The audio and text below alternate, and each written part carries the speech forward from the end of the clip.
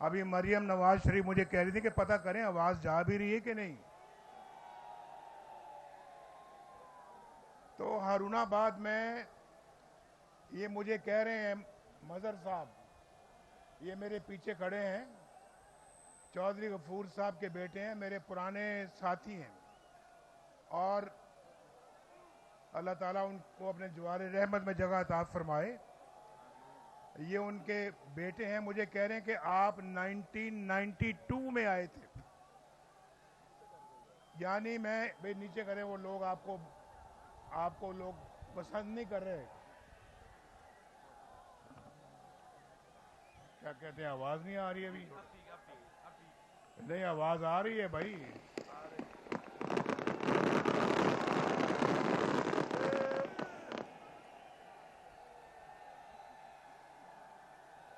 बड़ा जोश और जज्बा है। हारूनाबाद वालों, आपको मेरा दिल चाहता कि पेश की मुबारकबाद दे दूं। ये हमारा बड़ा प्यारा दोस्त है। ये चौधरी नूर तनवीर मेरा बड़ा पुराना दोस्त है और मुझे खुशी है कि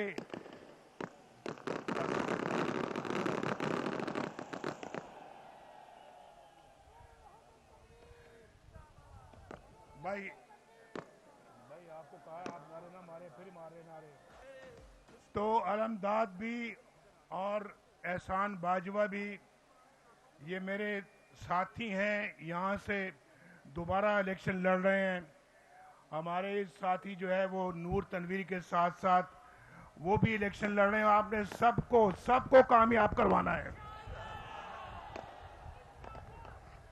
आज बहुत सालों के बाद मैं आपके आमने सामने खड़ा हूं।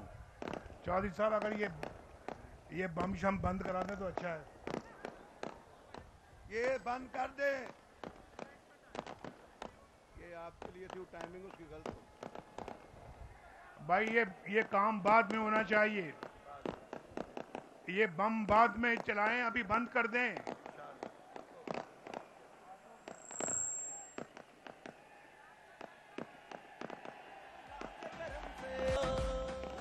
ये नार भैया, अगर ये चलती रहेगी तो आवाज तकलीफ कैसे होगी? ये 3 मिनट का ऑटो था, वो अब खत्म होने लगा। खत्म हो गया। वो उस वक्त था, टाइमिंग को गलत कर दी। जब आपने आना था, उसे कहा था उस वक्त करो।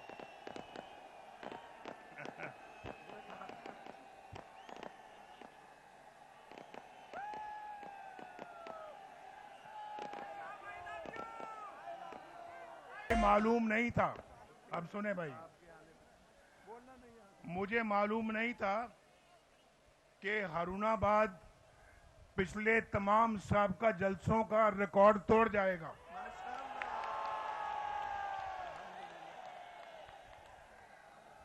हारूनाबाद ये जज्बा जो है, ये जज्बा तो मुझे अल्लाह के फजलो करम से पाकिस्तान की खुशनसीबी का एक नक्शा पर दिखा रहा है।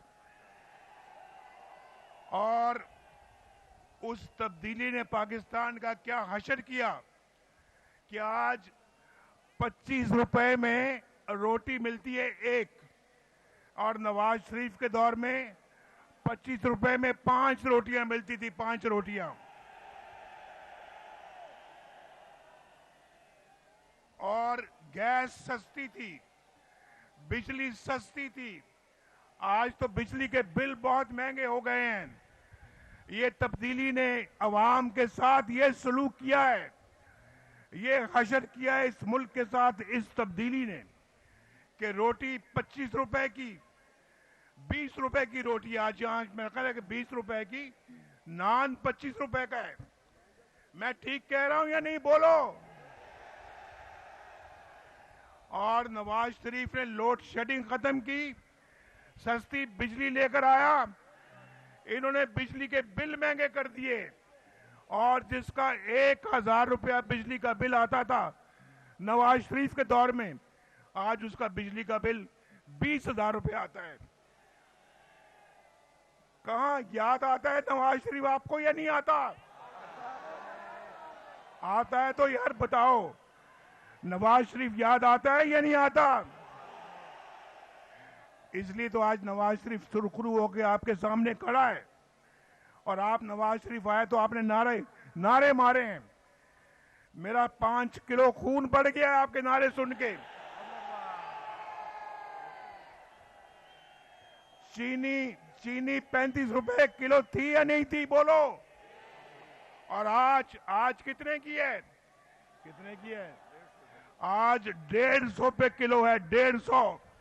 कहां 35 रुपए और कहां 150 रुपया। और पेट्रोल हमारे जमाने में 60 रुपए लीटर था, 60 रुपए लीटर। मोटरसाइकिल वालों, कार वालों, ट्रक वालों, बस वालों, नवाज शरीफ के दौर में 60 रुपए लीटर पेट्रोल था। और आज कितने का है? आज कितने का है? 250 का है या नहीं है? और किसानों, मेरे भाइयों, किसान मेरे बड़े बहुत अजीज भाई हैं। किसानों को पूछो, नवाज शरीफ के दौर में ट्रैक्टर कितने का था? ट्रैक्टर 8 लाख रुपए का। कितने का? 8 लाख रुपए का। और आज कितने का बोलो? आज 38 लाख रुपए का है, यानी 40 लाख रुपए का है। नवाज शरीफ याद आता है या नहीं आता, बोलो। नहीं आता। जिनको आता है हाथ खड़ा करो। जिनको नहीं आता वो हाथ खड़ा करो। जिनको नवाज शरीफ नहीं याद आता हाथ खड़ा कर दो, कर दो। जिनको याद आता है एक दफा फिर हाथ खड़ा करो। और किसानों, मेरे भाई किसानों, आपको पता होना चाहिए कि यूरिया का भाव कितना था। यूरिया नवाज शरीफ के जमाने में 1300 रुपए था, 1300। और आज कितने का है यूरिया, बोलो? आज 5000 रुपए का है। और डीएपी नवाज शरीफ के जमाने में 25 रुपए थी, 25 रुपए, 2500। और आज कितने का है? 13,000 रुपया। नवाज शरीफ याद आता है या नहीं आता? किसानों बोलो, नवाज शरीफ याद आता है या नहीं आता? डॉलर 104 रुपए का था और आज कितने का है? चौधरी साहब बोलो, अलमदाद बोलो, भाई मदर बोलो। 280 रुपए का डॉलर। नवाज शरीफ याद आता है या नहीं आता?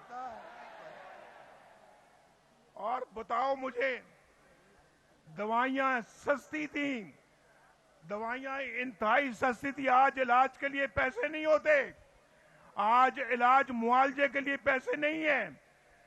नवाज शरीफ याद आता है या नहीं आता, बोलो। नवाज शरीफ के जमाने में मुफ्त इलाज होता था, मुफ्त दवाइयां मिलती थी। शहबाज शरीफ के दौर में मुफ्त दवाइयां मिलती थी। और फिर आज बच्चों के पास कपड़े नहीं हैं, स्कूल भेजने के लिए फीस नहीं है। और हम तो आईएमएफ को खुदा हाफिज कह दिया था। हमने आईएमएफ को खुदा हाफिज कहा था। इमरान खान के दौर में फिर ये लोग कशकोल लेके मांगने के लिए निकल गए थे, मांगते फिरते थे दूसरे मुल्कों से। हमने तो आईएमएफ को कहा था खुदा हाफिज, जाओ, छोड़ो पाकिस्तान को, जाओ। वो चले गए, पाकिस्तान अपने पांव पे खड़ा हो गया। इन्होंने पाकिस्तान को फिर भीख मांगने पे लगा दिया। नवाज शरीफ याद आता है या नहीं आता? हम एटमी धमाके करते हैं, ये शहीदों के मुजस्समे जलाते हैं, उनकी बेहुरमती करते हैं। किसने बनाया था पाकिस्तान को? एटमी कुव्वत किसने बनाया? अल्लाह के फजलो करम से नवाज शरीफ ने बनाया। नवाज शरीफ याद आता है या नहीं आता? फिर मुझे आपने क्यों जेलों में जाने दिया, क्यों भेजा जेल में? जवाब दो जरा मुझे, क्यों जेल में मुझे डाला गया, क्यों? और जिन जजों ने मुझे जेल में डाला, आज वही चुप करके इस्तीफा दे के घर जा रहे हैं। जो मेरे ऊपर मॉनिटरिंग जज लगे थे, आज घर जा रहे हैं इस्तीफा देके, इसलिए जा रहे हैं उनको पता है कि हमने बड़े बुरे करतूत किए हुए हैं। चोर की दाढ़ी में तिनका है, दाल में काला है, इसलिए वो छोड़ के जा रहे हैं।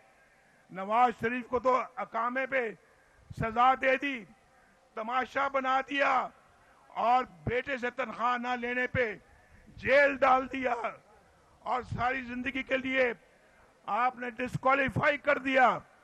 नवाज शरीफ देखें आज फिर अल्लाह के फजल करम से आपके सामने खड़ा है। और आज सुना आपने एक नई बहुत बड़ी खबर सुनी आपने। मैं बताता हूं भाई, हम पर तो बड़े बड़े जुल्म हुए, बड़े बड़े जबर हुए और बेटे से तनख्वाह ना लेने पे जेलों में भेज दिया गया, वजारत उज़्मा से हटा दिया गया और एक बार नहीं 3-3 मरतबा हटाया मुझे, 3-3 मरतबा मुझे हटाया कि अवाम को। मुझे हाथ ला रहे हैं आप मुझे हाथ ला रहे हैं। क्या कह रहे हैं? आई लव यू कह रहे हैं। I love you to.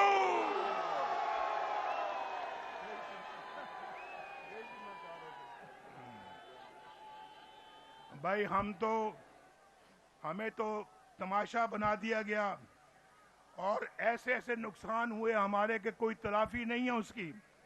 वालिद के जनाजे को मैं कंधा नहीं दे सका, वालदा के जनाजे को मैं कब्र में नहीं उतार सका।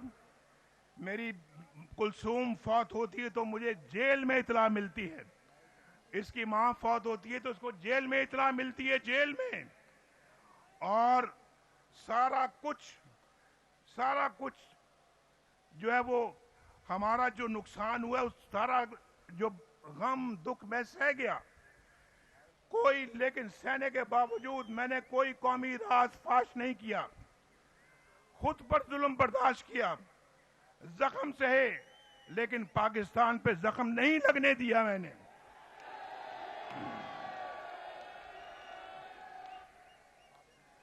और ये शख्स, ये पाकिस्तान जैसे इसको इक्तदार जाता हुआ नजर आया, इसने पाकिस्तान पे हमला किया और पाकिस्तान पे हमला किया, नतीजा आज देख रहे हैं जो अदालत में आया है। मैं समझता हूं कि ये बहुत अफसोसनाक किरदार रहा है इनका और ऐसी घिनौनी साजिश की कि कौमी सलामती को भी दाव पे लगा दिया। मैं आप आपस में गुफ्तगू ना करें। एक तो मैं